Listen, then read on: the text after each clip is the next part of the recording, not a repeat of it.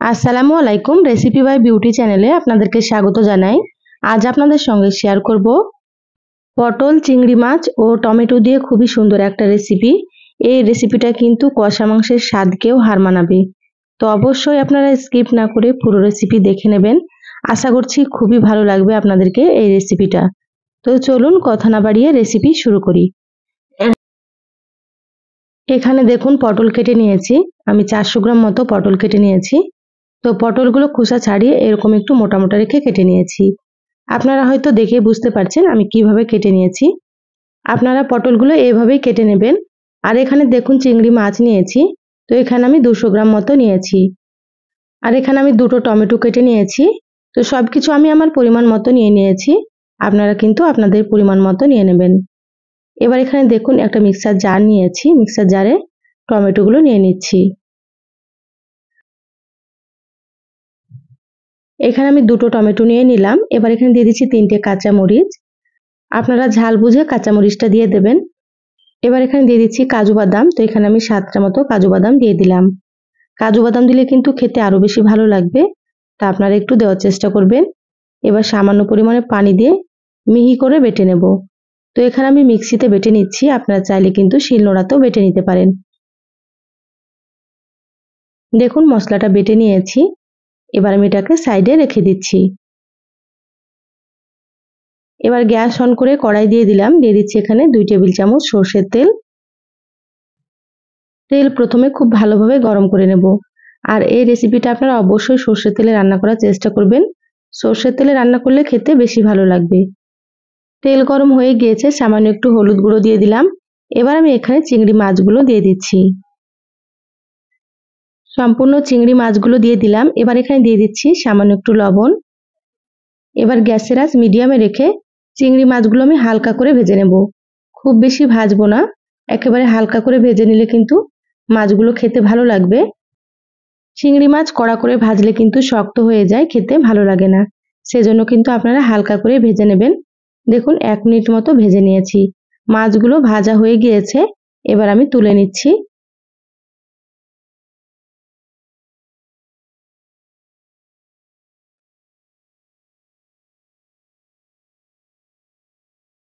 মাছগুলো আমি বাটিতে রেখে দিলাম। ওই তেলের মধ্যে দিয়ে দিচ্ছি পটল। পটলগুলোকেও খুব ভালোভাবে ভেজে নিতে হবে। সম্পূর্ণ পটলগুলো দিয়ে দিলাম। এবার আমি এখানে দিয়ে দিচ্ছি আলু। তো এখানে আমি বড় সাইজের একটা আলু কেটে নিয়েছিলাম। তো এখানে আমি আলু দিয়ে দিলাম। আপনারা চাইলে কিন্তু আলু ছাড়াও রান্না করতে পারেন। সামান্য একটু লবণ দিয়ে দিলাম। এবার খুব ভালোভাবে পটলগুলোকে ভেজে নেব। লবণ দিলে কিন্তু পটলগুলো খুব তাড়াতাড়ি নরম হয়ে যাবে আর সুন্দর মতো পটলগুলো ভাজা হবে। এখানে আবারও একটু আমি সর্ষের তেল দিয়ে দিচ্ছি। তেল দিলে খুব তাড়াতাড়ি ভাজা হয়ে যাবে, সেজন্য একটু দিয়ে দিলাম। এবার গ্যাসের আঁচ মিডিয়ামে রেখে একটু সময় নিয়ে ভেজে নেব। তো যারা ভিডিওটি ইউটিউব চ্যানেল থেকে নতুন দেখছেন, প্লিজ চ্যানেলটা সাবস্ক্রাইব করে চ্যানেলের সাথেই থাকবেন। যারা ফেসবুক পেজ থেকে ভিডিওটি দেখছেন, একটা লাইক দিয়ে পেজটা ফলো করে রাখবেন পরবর্তী ভিডিও নোটিফিকেশন পাওয়ার জন্য। দেখুন পটলগুলো আমি একটু সময় নিয়ে ভেজে নিয়েছি। প্রায় 7 থেকে 8 মিনিট সময় লেগেছে। আর কত সুন্দর হয়েছে দেখুন কালারটা। এভাবে পটল আর আলুগুলোকে খুব ভালোভাবে ভেজে নিতে হবে, তাহলে রান্নাটা খেতে খুবই ভালো লাগবে। এবার আমি প্লেটে তুলে নিচ্ছি।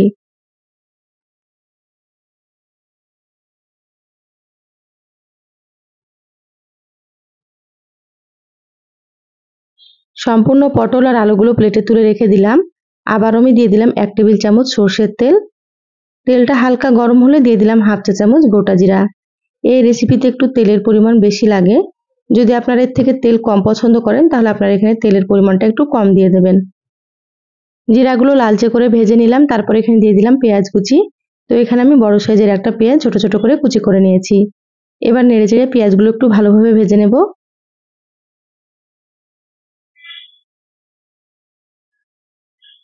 দেখুন পেঁয়াজগুলো ভাজা হয়ে গিয়েছে। এইভাবে ভেজে নিতে হবে। এবার এখানে দিয়ে দিলাম 1 চা চামচ আদা বাটা আর দিয়ে দিচ্ছি হাফ চা চামচ রসুন বাটা।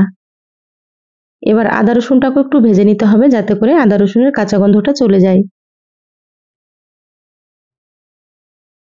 3 মিনিট মতো মশলাটা ভেজে নিয়েছি। এবার আমি এখানে বেটে রাখা মশলাটা দিয়ে দিচ্ছি। প্রথমে কাজু বাদাম, টমেটো আর কাঁচামরিচ বেটে নিয়েছিলাম, সেটা দিয়ে দিলাম।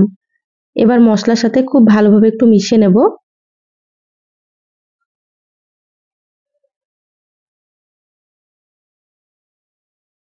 কাজু বাদাম বাটা দিলে এভাবে একটু নেড়েচেড়ে কষিয়ে নিতে হবে, না হলে কিন্তু কড়াইয়ে লেগে যাবে। দিয়ে দিলাম স্বাদ মতো লবণ। লবণটা এখানে কম দিতে হবে, প্রথমে পটল ভাজার সময় লবণ দিয়েছিলাম, সেটা বুঝে লবণ দিয়ে দিলাম।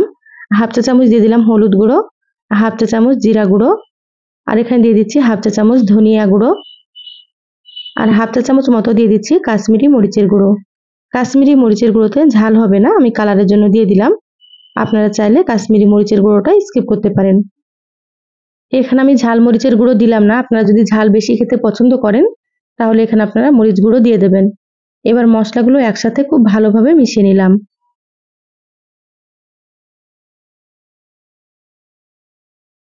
এবার আমি এখানে দিয়ে দিচ্ছি টক দই। তো এখানে আমি 2 টেবিল চামচ মতো টক দই দিয়ে দিচ্ছি। টক দই দিলে কিন্তু রেসিপিটা খেতে আরো বেশি সুন্দর হবে। তো যাদের কাছে থাকবে অবশ্যই কিন্তু টক দই দিয়ে দেবেন। আর যদি আপনাদের কাছে টক দই না থাকে তাহলে আপনারা টক দই ছাড়াও রান্না করতে পারেন। টক দইটা মশলার সাথে খুব ভালোভাবে মিশিয়ে নিলাম। এবার আমি এখানে সামান্য একটু পানি দিয়ে দিচ্ছি মশলার বাটিটা ধুয়ে। এখানে একটু পানি দিতে হবে। পানি দিয়ে খুব ভালোভাবে মশলাটাকে কষিয়ে নিতে হবে। যত মশলা ভালোভাবে কষানো হবে রান্নাটা কিন্তু তত বেশি ভালো লাগবে খেতে। এবার ঢাকা দিয়ে 7 থেকে 8 মিনিট খুব ভালোভাবে মশলা কষিয়ে নেব। মাঝে মাঝে ঢাকা খুলে নেড়েচেড়ে নিতে হবে, যেহেতু কাজু বাদাম বাটা দেওয়া আছে সেজন্য কড়াইয়ে লেগে যাবে। তা আপনারা মাঝে মাঝে ঢাকা খুলে নেড়েচেড়ে নেবেন আর সুন্দর করে মশলাটা কষিয়ে নেবেন। দেখুন খুব ভালোভাবে মশলা কষানো হয়ে গিয়েছে আর মশলার কালারটাও কিন্তু খুবই সুন্দর হয়েছে। এবার আমি এখানে দিয়ে দিচ্ছি ভেজে রাখা পটল আর আলু। পটল আর আলুগুলো দিয়ে দিলাম। এবার আমি এখানে দিয়ে দিচ্ছি ভেজে রাখা চিংড়ি মাছ। এবার মশলার সাথে খুব ভালোভাবে কষিয়ে নেব। এইভাবে 3 থেকে 4 মিনিট মতো খুব ভালোভাবে কষিয়ে নিতে হবে, গ্যাসের আঁচটা মিডিয়ামে রেখে। আমার চ্যানেলে আরো অনেক রেসিপি আছে, চাইলে আপনারা দেখে নিতে পারেন। আমি সবসময় সহজ রেসিপিগুলো আপনাদের সঙ্গে শেয়ার করার চেষ্টা করি। খেতে খুবই সুন্দর হয়।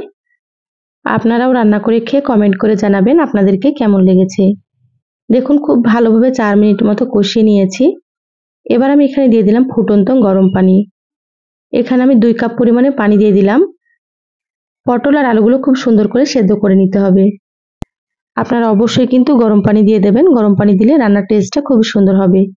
আমি এখানে ফ্লেভারের জন্য 2টো কাঁচামরিচ দিয়ে দিলাম। এই পর্যায়ে কাঁচামরিচটা দিলে ফ্লেভারটা কিন্তু খুবই ভালো লাগে। ঢাকা দিয়ে 10 থেকে 12 মিনিট মতো আমি রান্না করে নিয়েছি। দেখুন ঢাকাটা খুলে নিলাম।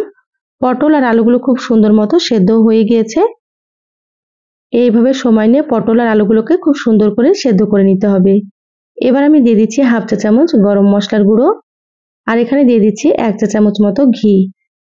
ঘি দিলে খেতে আরো বেশি ভালো লাগবে, তা আপনারা এখানে দেওয়ার চেষ্টা করবেন। আর এখানে অল্প একটু দিয়ে দিচ্ছি ধনিয়া পাতা কুচি। এবার একসাথে খুব ভালোভাবে মিশিয়ে নেব। আর এই রেসিপিটা কিন্তু খুব বেশি ঝোল ভালো লাগবে না, এরকম গ্রেভি থাকবে, তাতে করে খেতে ভালো লাগবে। এবার আমি এখানে সামান্য একটু চিনি দিয়ে দিচ্ছি, খুব বেশি না।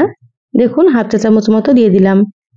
এখানে সামান্য একটু চিনি দিলে খেতে ভালো লাগবে, যেহেতু টমেটো আর টক দই দিয়েছি সেজন্য আপনারা একটু চিনি দিয়ে দেবেন। তো যারা চিনিটা পছন্দ করে না তারা কিন্তু বাদ দিতেও পারেন। দেখুন খুব ভালোভাবে নেড়েচেড়ে মিশিয়ে নিয়েছি, রান্না হয়ে গিয়েছে। এবার গ্যাস বন্ধ করে দিলাম। ঢাকা দিয়ে 5 থেকে 6 মিনিট রেখে দেব, তারপরে দেখাচ্ছি। দেখুন 6 মিনিট পর বলে ঢেলে নিয়েছি। আর মাশাআল্লাহ কালারটা কতটা সুন্দর হয়েছে আপনারা হয়তো দেখেই বুঝতে পারছেন। খেতেও কিন্তু ভীষণই ভালো হয় এই রেসিপিটা। আপনারা তো পটল আর চিংড়ি মাছের অনেক রকম রেসিপি খেয়েছেন, তো আমার রেসিপিটা ফলো করে একবার অবশ্যই রান্না করে খেয়ে দেখবেন। যে খাবে সেই কিন্তু খুবই পছন্দ করবে। তো কেমন লাগলো চ্যানেলের কমেন্ট বক্সে কমেন্ট করে জানাবেন। ভালো লাগলে লাইক দিয়ে ভিডিও শেয়ার করে দিবেন। সবাই ভালো থাকবেন, সুস্থ থাকবেন। ধন্যবাদ সবাইকে। আল্লাহ হাফেজ।